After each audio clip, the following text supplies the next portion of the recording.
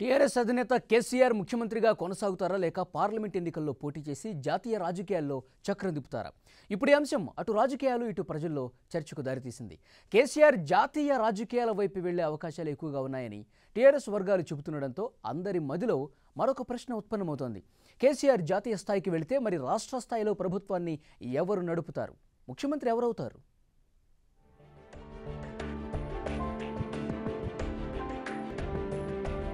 తెలంగాణలో అసెంబ్లీ ఎన్నికలు పూర్తి కావడంతో పార్లమెంట్ ఎన్నికలపై అధికార టీఆర్ఎస్ పార్టీ కసరత్తు చేస్తోంది.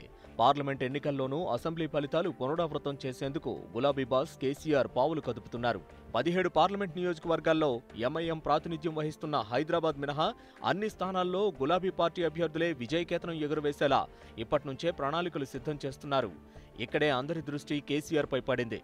జాతీయ రాజకీయాలపై దృష్టి సారించిన ఆయన పార్లమెంట్ ఎన్నికల్లో పోటీ చేస్తారనే ప్రచారం ఊపందుకుంది. కేసీఆర్ పార్లమెంట్ ఎన్నిక బరిలో దిగడం దాదాపు ఖాయమనే వాదన అటు పార్టీ వర్గాల నుంచి వినిపిస్తోంది.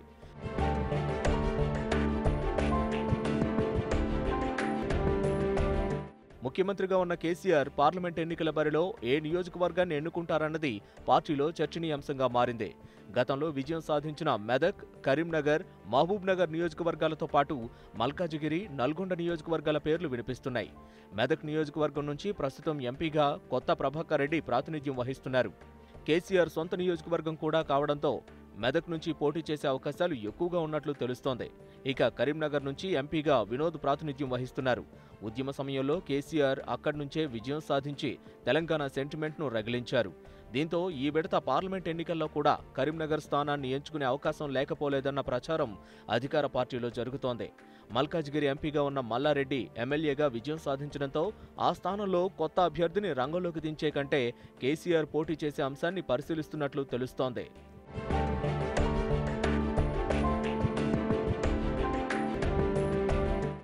నల్గొండ జిల్లా నుంచి పోటీ చేయాలని ఆ జిల్లాకు చెందిన ఎమ్మెల్యేలు గతంలోనే కేసీఆర్ను కోరారు.